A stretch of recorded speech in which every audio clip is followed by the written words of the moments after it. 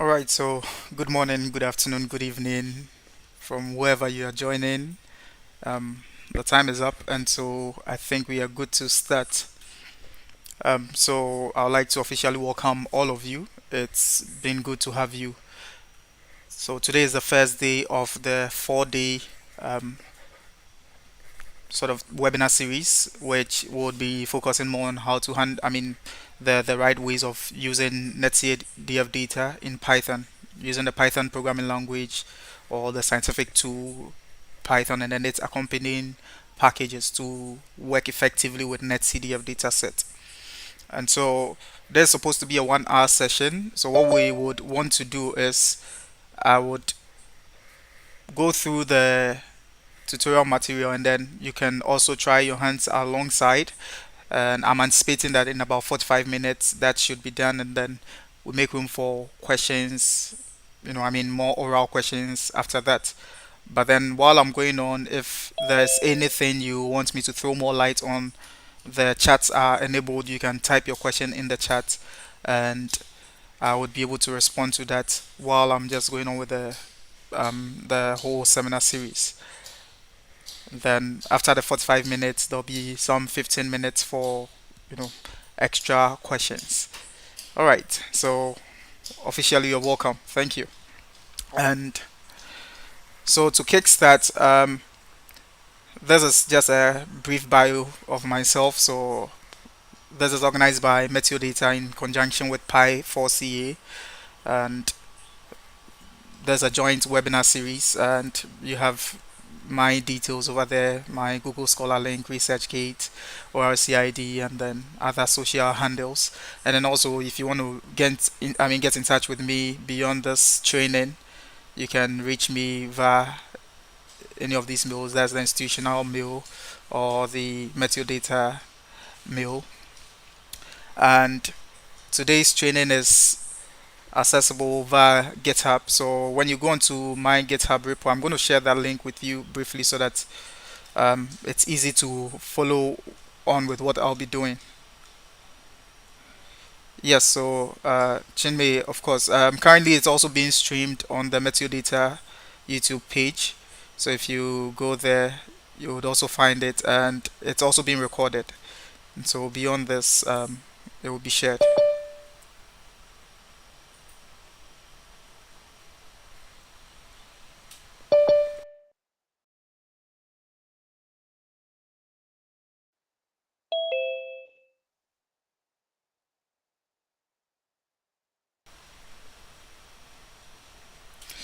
Okay, so that's the URL to the GitHub repo. And then once you are on there, I could just run you through what to do. Right, so to be able to run the Python packages or the whole Python programming language, you need the environment. In fact, the most recommended, what I would recommend is to just go onto your Google search engine and then type in Anaconda Navigator or just Anaconda.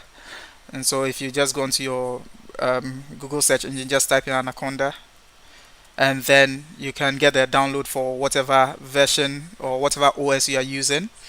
You just go onto the Anaconda distribution, download it, and then this gives you access to a whole lot of, Python interpretable platforms like the Jupyter, the Spider, VS Code, PyCharm, and the rest.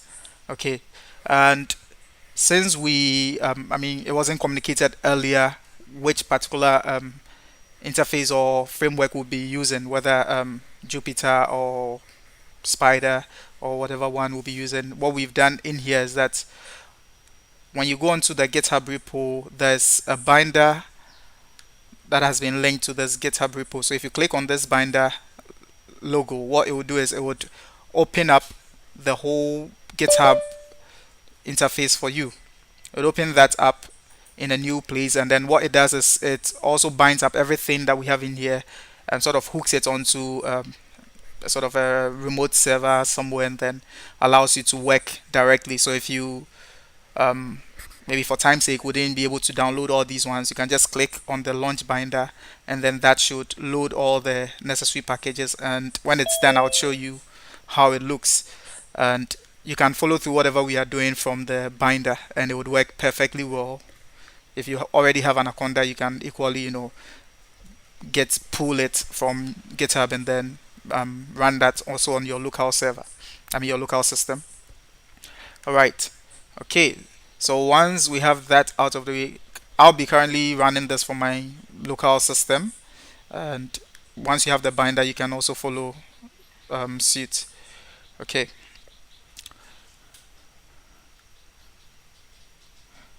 All right. So this is supposed to be a four-day series, sort of four separate Monday series. So in today's first episode, what we'll be tackling are just the basic terminologies. I mean, how to handle the NetCDF data file using XArray. In fact, you can also use NetCDF4 and then other packages. But then for this training, we'll be focusing more on the XArray. So we'll look at how to simply open and close your NetCDF file. I mean, what data sets are, what data arrays are they the same? Do they vary? What makes the difference? I mean, how to find the attributes of your data, how to select certain variables from your data, I mean, your file, and then how to slice along particular dimensions. And then we'll wrap it all up with some basic data visualizations across, individual or specific dimensions. And then hopefully if this takes us a 45 minutes, then we would have some question time which would address all your concerns. So to kickstart, when we talk of a NetCDF file, this is typically representing a network common data form file system. And so this is just multi-dimensional data, and it's very useful in our field of science, especially where data seems to be growing. Now, data capacities are growing, and so it's best to keep them in very sizable forms or in more representable forms. And so NetCDF is one. We have the HDF format, there's the BUFR format, the .tiff format. There are a whole lot of data formats, but then we'll be focusing more on the NetCDF data files. Now, these data files are structured in such a way that they might have spatial information, time information, and also some scientific values.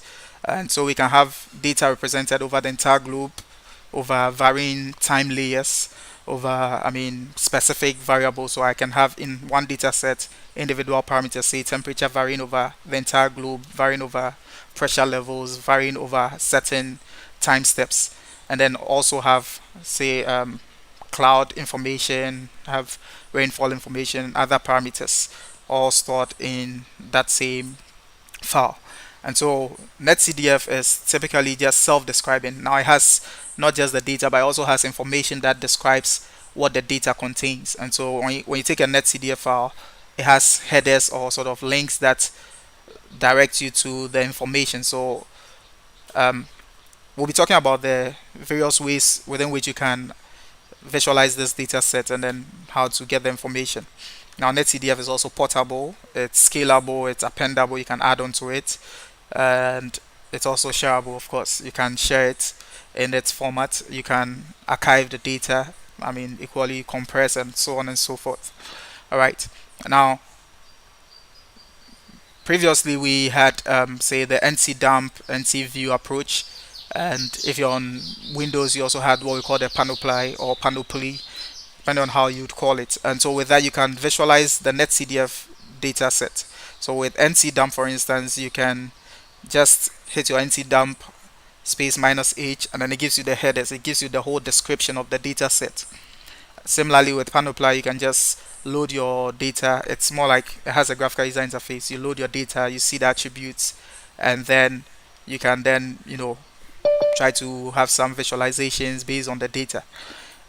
But then what we want to do now is we want to integrate this directly into Python, because of course Python is very easy to use, it's user friendly, it has a wider community, and so we want to integrate that in. Alright, so like I was explaining, when you pick something like this, think of it as data that has different dimensions, the x being our longitude, y being latitude, the vertical being, let's say, in this case, our time steps. Alright, so this is like a 2D layer that is varying over certain times. So think of it as land. You can think of, say, land use data, or land, yes, think of land use data that is varying over particular days, for instance, that are compressed together, or think of it as images that we've taken at different time steps. So capture a particular space over certain time steps, and then layering in, I mean, sort of layering all of them over the other. Okay, so with that, you can pass that into a NetCDF format, and of course, we can get the data attributes or data information for particular positions, particular dimensions, and then so on.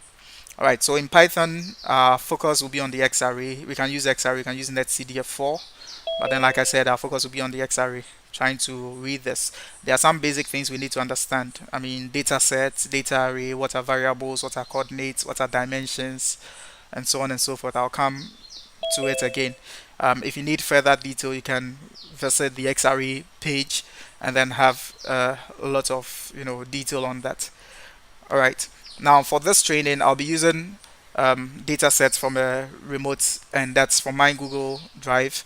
Now this link is shareable, so I mean the procedure we are going to use wherever you are, you can access that data as a try. If you don't already have your NetCDF data, you can try using the same data and then it should work. All right, and so in order to access the remote data from Google Drive, we'll have to make use of the package called gdown, which is for, I mean, a Google Drive download. So what I'm doing in here is, let me explain this in bits. So in Python, you have the try exception. So I'm assuming that we have some basic knowledge of Python here. So try is just telling the language, or I mean your program, to attempt running this line of code. But then if you have an error, then move on to the exception and then perform whatever is contained in the exception. You can have multi layers of exceptions and run them through. So in this case, we are telling this to import just a gdown. So why import gdown? Now in Python, the packages we make use of, we have to import them. Now you can access all these packages from the PyPy page. That's, if you go on to pypi.org, you should have a host of all the packages there. So if you search for them, whatever package you need, you can just search for it here, and you would find it with some description, how to download it. For instance, if I click on this gdown, it will give me the procedure. So pip install gdown. Okay, so if you don't already have this package, then it means you would have to pip install. Now I'm working with a Jupyter interface, so in order to install, then it means I'll just have to, let me wipe this first, type in pip install gdown. Okay, and then precede this with an exclamation to allow this run as though you are running on the command prompt or your terminal or console. Yeah. Now, so what we did in here is that we assume that the gdown is already installed. So if that is already installed, then we try to import it. Now, if it's not installed, import gdown will produce an error. So if there's an error, then it means we now skip the try into the exception, where we now tend to download the gdown before we sort of import the gdown. Okay, so this is just to check if the gdown package is accessible, if it's available. If it's not, then we install that. We download it from the PyPy page, install it on our local system or our local PC, and then import the gdown again. All right. Now this is just the URL for the shareable, I mean, file on the Google Drive. So there's the URL. Now what happens is, let me explain this from here. So well, I don't know if this is really necessary, but let me still explain it. So for instance, if I pick this up, this is my string, and then I split them along the slashes. So if you look through these, there are different slashes. Now there's a string, so this whole thing is contained in a single quote, so it's a string. If I split that along the slashes, it splits them into individual elements of a list. And so wherever there is a slash, the portions before it will be one element, the ones between any two consecutive slashes will be another element. And so the file ID which we need is mostly what comes after the D all the way to the slash before the view. So once I need that, if I slash these ones out, the position on -2 would be this. which is the file ID. Okay, so now what we are doing in here is when I have, think of it this way, if I have a whole list of items, say A, B, C, and let me call this, say, my list, and I want to access the, let me add more. If I want to access the element D, now we know Python indexing starts from 0. The indexing is just a position. So A is on position 0, B position 1, C 2, D 3, and then E 4. Even though we have 5 elements, their positions are from 0 to 4. Now the same way, if we go in the reverse order, this E becomes -1. So this was our 0. Now when we are going back, the E becomes -1, D becomes -2. So if I pick my list and then I tell it to produce the element at position -2, it produces just the D. Alright, so if you look into what we've done, we pick this whole list, split it, and then our file ID is the -2 element. So if I just add my position -2 here, it picks just the file ID. Alright, so with that file ID, we are now going to add it to this prefix. So we have our prefix, the prefix of https drive.google.com UC ID, and then we add the ID to it, and that will be our download ID. Okay, now when we are done, all we need to do is just use gdown to download the download ID. Okay, so just this would have been enough. Okay, but then if I keep downloading this file throughout, let's say, anytime I run the script, whether it is there or not, it's going back to download. Alright, so even though this is the file ID, in the end, the file we are having is just this, africa_crew_data.nc. So what we are doing is we are trying to use the file name that would be produced, the file that will be downloaded. So we just import OS from Python and then use the os.path.exist to check if this file already exists locally on our PC. If it does, then it means there's no need to download, so we just pass. If it's not, then we can now download the particular data, and then we have it. Currently I have this already, so if I should still run this, it wouldn't do anything because the data I already have. But if you run this, you would notice that your data starts downloading. Alright, okay, and then the very first part is just on the retrieval of the data, and this is purely because you are using a Google Drive data. It's not always going to be the case. If you already have your data, then you skip that part. Then what we come on to is to just import the xarray. So we are making use of the xarray package.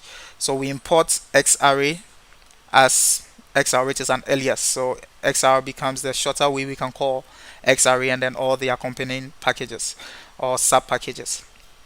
So whenever we import this, it means if I want to make use of a sub element of xarray, it means I type in, for instance, xr dot, and then I tap, all the sub packages would show.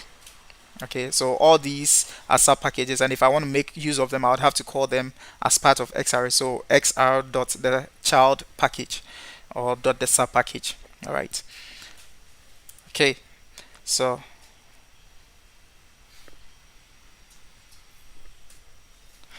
all right, and then what we also did next was that we just passed in this filter warnings. We imported filter warnings from warnings. Now this is not necessarily trying to deal with errors. What it's going to deal with is just a warning. So there are some codes that you run which are not necessarily producing errors, but they are just producing warnings telling you that a certain line of the code or some functionalities will be obsolete soon. And so you wouldn't want your page to be flooded, so you just import the filter warnings and then just ignore all the warnings in this case, and then we are done. So now we already have our data sets downloaded. The data file is called africa_crew_data.nc. We can just read the data set by typing in xr, which is our xarray dot open dataset. So if you have your xr,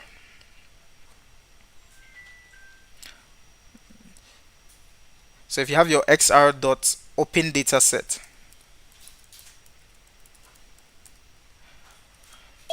we pass in the name of the file, so which is the Africa crew data.nc.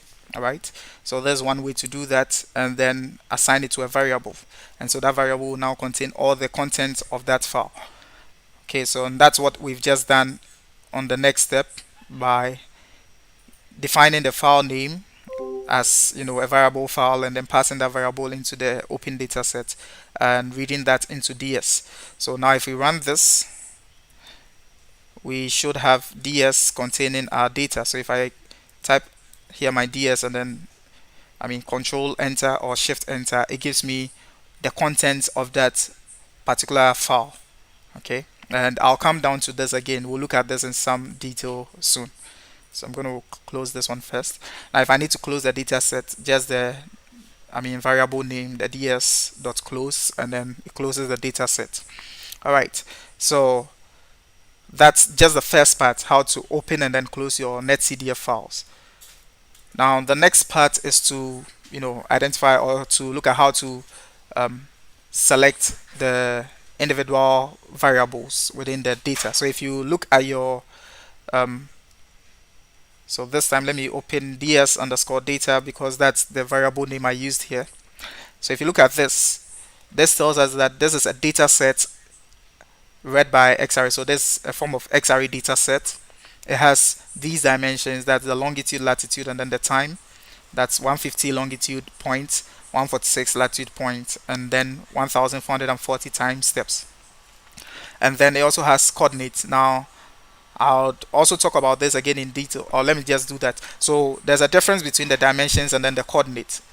So dimensions are just, think of dimensions as placeholders, all right, and then think of the coordinates as the actual magnitudes or the values, as the actual values or the actual magnitudes within the placeholders. Okay, so think of probably back in the basic school, the primary school, all the sort of number lines you did. All right, so you are given a point, say okay, a has the values 2 3. Okay, the dimensions in that case are just 2, telling you that these are x and y dimensions. That's just 2, but then the actual coordinates are the 2 and 3. That means 2 on the x, 3 on the y. Okay, and that's the difference between the dimensions and the coordinates. So the dimensions are just the blank placeholders, or telling us how far off into a particular space or a particular region we can go, and then the coordinates are the quantum or the actual values contained along those individual dimensions. So if you look at the longitudes here, we have values for them. This tells you the longitudes contain positions of say negative 19.75. so there's longitude negative 19.75, negative 19.25. Of course, we know the negatives are the west, the positives are the eastern ends, and you can clearly see that there's a difference between the dimension. The dimension tells only the total number of elements we have along that dimension, but then the coordinates gives you the detail. All right, and then we have the variables. So the variables, we have a whole lot of them. There's the .pre, for instance, for precipitation, which is what we are using as a sample.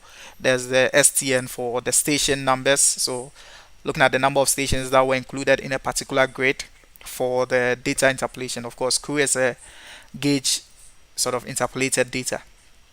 And then we have the indexes telling you the various sort of indexing for every dimension, and then some extra attributes, and we'll look at this again into detail. There's just more like the headers and then the information that is assigned to the NetCDF file. Alright, so now our focus is on how to call the variables. So to call out a variable from a data set, we have two approaches. One is to use just a dot method to have our ds data, which is the data set, and then the variable in this case we are calling is the pre. So ds.pre will call the precipitation data from the ds data set, and then you notice that when we try ds data, it was a data set, and then all the variables were listed. Now when we go down and then we call the pre from the ds data, this changes to a data array, telling us there's an individual element within the data set.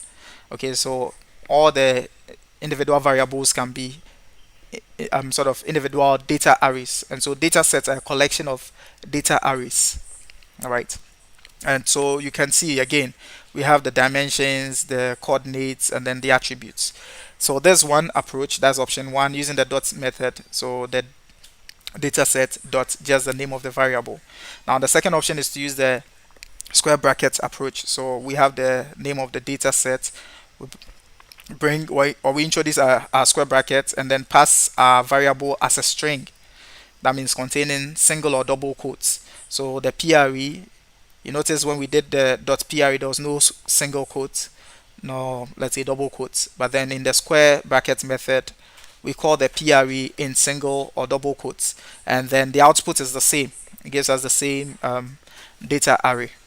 All right, and so some more detail on what data arrays and data sets are, which I've already explained. So a data array is just a multi-dimensional array labeled and then has some name, dimensions, and the rest. Now the data set is more like a combination of data arrays. So it's a dix like that's a dictionary-like collection of data array objects.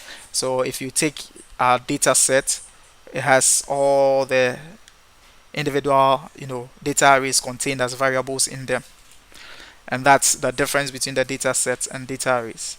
All right, now we could equally also check the type by in Python. If I just run the type typ, and there's a method or a function, so I have my open and close brackets, and let me just pass in the value 1. Just look for the type of 1. It tells us there's an integer. If I pass this one in single quotes, it tells me there's a string. If I have, say, the type of 1.2, there's a float. And so we can check for a whole lot of data types using this approach.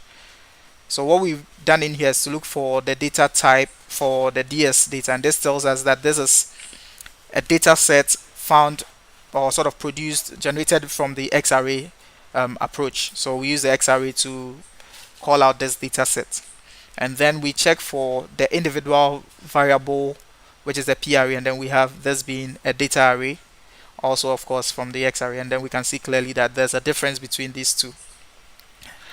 Alright, so now to check the data variables, we just have ds underscore data, which is the name of the data set we had, and then dot data underscore vars, that's the data underscore variables, and this gives us the variables contained.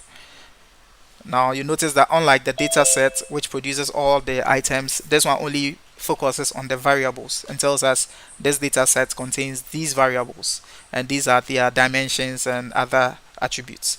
We can of course also check the shape of a particular data array element. So we have the ds data.pre, which is a data array, and then we check the shape of that, and then we can also check the size using the dot size, and it should work.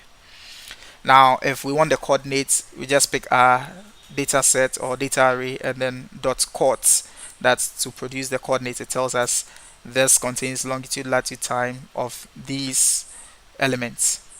Then if we want the dimensions, we just call ds underscore data dot dims to give us the dimensions, telling us there's a longitude, 150 elements longitude, 146 elements latitude, 1440 elements time step.